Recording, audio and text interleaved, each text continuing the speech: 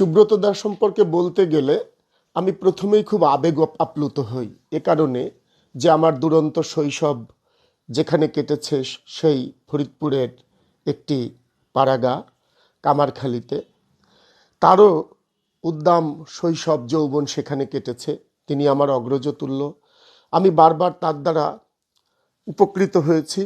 আমার মধ্যে সাহিত্য, শিল্প, নন্দন তত্ত্ব, ললিত কলা নিয়ে যে আগ্রহ, সেটি মূলত তিনি আমার মধ্যে তৈরি করেছেন। তাকে আমি সবসময় কাছে পেয়েছি এবং তার লেখা আমাকে ভীষণভাবে আবেগতাড়িত করে, আন্দোলিত করে। তার প্রবন্ধ, তার সাহিত্য সমালোচনা, তার অনুবাদ, কথা সাহিত্য সব কিছুই আমাকে কাছে টানে। এবং সত্যিকার অর্থে বলতে গেলে আমি দেখেছি তার মধ্যে যে খাঁটি বাঙালিয়ানা, তার পোশাকে, তার বসনে, তার ভূষণে, তার চিন্তায়, মননে তিনি একজন খাঁটি বাঙালি এবং এই বাঙালিত্বকে তিনি ধারণ করেন, লালন করেন। তার মধ্যে যে দেশপ্রেম বোধ, তার মধ্যে সুনাগরিক সুলভ যে গুণাবলী, সেগুলো আমাকে আকৃষ্ট করে।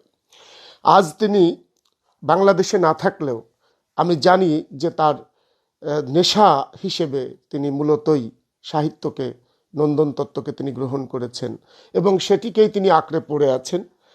তিনি সবসময়ই আমাদেরকে অনুপ্রেরণা দেন এবং আমি মনে করি যে আমাদের এই সাহিত্য সংস্কৃতি, নন্দন তত্ত্বকে শানিত করতে হলে তার মতো মানুষের প্রয়োজন।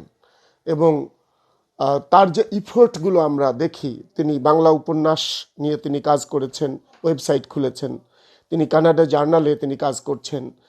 এখনও আমরা দেখি তার মধ্যে প্রচণ্ড উদ্দীপনা, সৃষ্টিশীলতা।